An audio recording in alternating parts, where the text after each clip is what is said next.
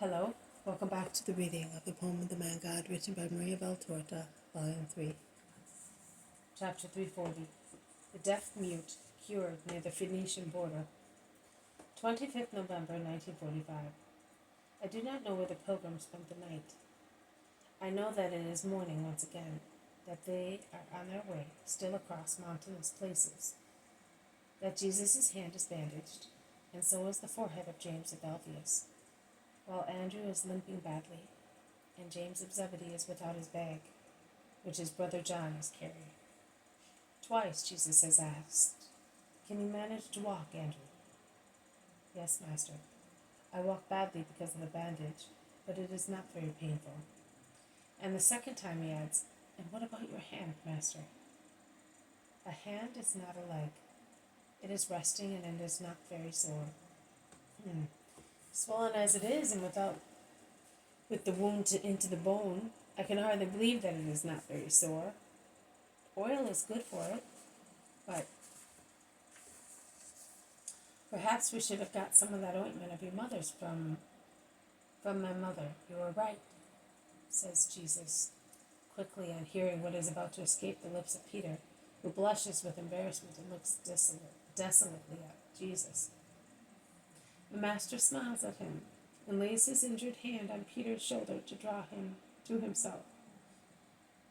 "It will hurt if you hold it thus." "No, Simon. You love me, and your love is a very wholesome oil." "Oh, in that case, you should already be cured. We have all suffered seeing you ill-treated like that, and there are some of us who wept." And Peter looks at John and Andrew. Oil and water are good medicines, but tears of love and pity are more powerful than anything. See? I am much more cheerful today than yesterday, because today I know how obedient you are and how much you love me. Everyone. And Jesus looks at them with his habitually sad, mild eyes, which this morning are shining, although faintly, with joy. "But what hyenas they are! Never seen so much hatred," says Judas of Alphaeus. "They must have been all the Judeans." "No, brother. Regions have nothing to do with it. Hatred is the same everywhere.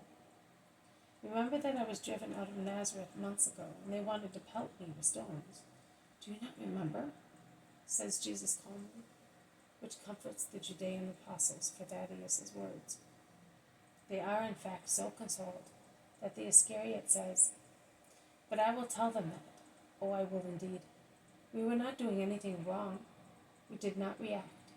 And he spoke of nothing but love from the very beginning. And they threw stones at us, as if we were snakes. I will tell them." "And who are you going to tell, if they are all against us? All against us?" "I know who I will tell. In the meantime, I will tell Hermas and Stephen as soon as I see them. And Gamaliel will know at once. But at Passover, I know who I will tell. I will say, 'It is not fair to do that. Your fury is against the law. You are guilty, not he.' It would be better if you did not approach those men. I think that you are guilty in their eyes as well," advises Philip wisely. "That's true. It is better if I never get in touch with them again." "Yes, it is better, but I will tell Stephen. He is good and has no poison." "Never mind, Judas. You would not change anything for the better. I have forgiven them. Let us forget about it," says Jesus calmly and convincingly. Twice, crossing two little streams, both Andrew and the two Jameses dampen the bandage on their bruises. Jesus does not. He proceeds peacefully, as if he felt no pain. But his hand must be really sore if he has to ask Andrew to break his bread when they stop to eat, and if he has to beg Matthew to tie his sandal when the sandal laces come undone. Above all, if, when going down a steep shortcut, he bumps into a tree trunk because his foot has slipped, and he cannot help moaning, while his bandage becomes stained once again with blood. In fact, they stop at the first house of the village, where they arrive at sunset. to ask for some water and oil to doctor his hand, which, once the bandage has been removed, looks all swollen, with a large bluish bruise on the back and the red wound in the middle. While waiting for the landlady to come with what they have asked for, they all bend to look at the wound, and they make their comments. But John moves away to one side to hide his tears. Jesus calls him, "Come here. It is nothing serious. Do not weep." "I know. If I had had it, I would not weep. But you have it. And you are not telling us how painful is this dear hand, which has never harmed anybody," replies John, to whom Jesus has abandoned his wounded hand.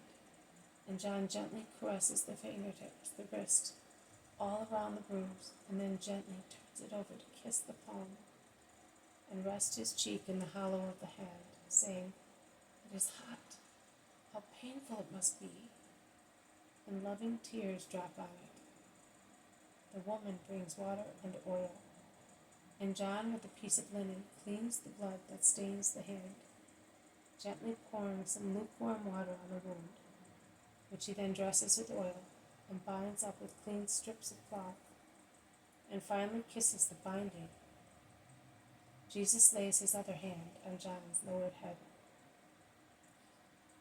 The woman asks him, "Is he your brother?" "No, he is my master, our master." "Where have you come from?" she asks the others. "From the Sea of Galilee." "So far? Why?" "To preach salvation." "It is almost evening. Stop in my house. It's a poor house, but we are honest. I can give you some milk as soon as my sons come back with the sheep. My husband will be pleased to welcome you." "Thank you, woman. We will stay here if the master wishes so." The woman goes away to do her housework, while the apostles ask Jesus what to do. "Yes, it is a good idea. Tomorrow we will go to Kadesh, and then towards Phoenician. I have been thinking. Bartholomew, it is better to do as you suggested. You gave me a good piece of advice. I hope I will thus be able to find other disciples and send them ahead of me to Capernaum. I know that some must have already been to Capernaum. I know that some must have already been to Kadesh, and the 3 shepherds from Lebanon are among them." The woman comes back and asks, "Well?" "Yes, good woman, we are staying here for the night. And for supper. Oh, accept my invitation. It is no burden to me. And after all, we have been taught to be merciful by some men who are the disciples of that Jesus of Galilee, who is called the Messiah, and works so many miracles and preaches the kingdom of God. But he has never been here, perhaps because we are at the Phoenician border. But his disciples came, and that is already a lot. Here in the village, we all want to go to Judea at Passover to see if we can find this Jesus, because we have some sick people, and his disciples cured some of them, but not everyone. Among the latter, there is the young son of a brother of my brother-in-law's wife." "What is the matter with him?" asks Jesus, smiling. He does not speak and he does not hear. Perhaps a demon entered the womb of his mother to make her suffer and drive her to despair. But he is good, not like a possessed. The disciples said that Jesus of Nazareth is needed for him, because there must be something missing, and only that Jesus. Oh, here are my sons and my husband. Micaiah, I have welcomed these pilgrims in the name of the Lord, and I was telling them about Levi. Sarah, go and milk the sheep, and you, Samuel, go down into the grotto and bring some oil and wine, and get also some apples in the attic. Hurry up, Sarah. We will prepare the beds upstairs. Do not tire yourself, woman. Any place will suit us. Could I see the man of whom you are speaking? Yes, but... Oh, Lord, are you perhaps the Nazarene? I am. The woman drops on her knees, shouting, Micaiah, Sarah, Samuel, Come and worship the Messiah. What a day! And I have him in my house, and I have been speaking to him, and I brought him water to cleanse his wound. Oh, she is choking with emotion. She then runs to the basin and sees that it is empty. Why have you thrown that water out? It was holy water. Oh, Micaiah, the Messiah is here with us. Yes, but be good, woman, and do not tell anybody. Go and get the deaf mute and bring him here, says Jesus, smiling. And Micaiah is soon back with the deaf mute, his relatives, and at least half of the people in the village. The mother of the poor fellow worships Jesus and implores him. Yes, it will be done as you wish. And he takes the deaf mute by the hand and draws him away from the crowd, who are pressing together, and whom the apostles are busy pushing back to protect Jesus' wounded hand. Jesus draws the deaf mute close to himself, puts his forefingers into his ears, touches his lips with his tongue, then raising his eyes to the sky, which is growing dark, he breathes on the face of the man and shouts in a loud voice, "Be opened," and lets him go. The young man looks at him for a moment, while the crowds whisper. The change in the countenance of the deaf mute is surprising. From listless and sad, it becomes amazed and smiling. He touches his ears with his hands, presses them, takes his hands away. He persuades himself that he can really hear. He opens his mouth, saying, "Mother, I can hear. Oh Lord, I adore you." The crowd is seized by the usual enthusiasm, also because they ask one another, how can he be able to speak if he never heard a word since he was born? A miracle in the miracle. He loosened his tongue, opened his ears, and at the same time he taught him to speak. "Long live Jesus of Nazareth! Hosanna to the Holy Messiah!"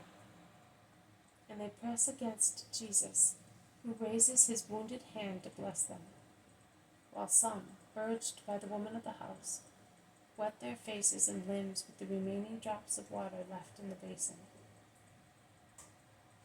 Jesus sees them and shouts, "Because of your faith, you are all cured. Go home, be good and honest. Believe in the word of the gospel, and keep to yourselves what you know until it is time to announce it in the squares and throughout the whole world. May my peace be with you."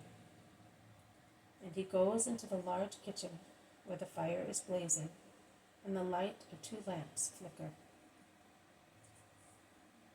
The light of 2 lamps flickers. This has been a reading from the poem of the Man God, written by Maria Valtorta, Volume 3, Chapter 340, The Deaf Mute Cured near the Phoenician border. Thank you for listening.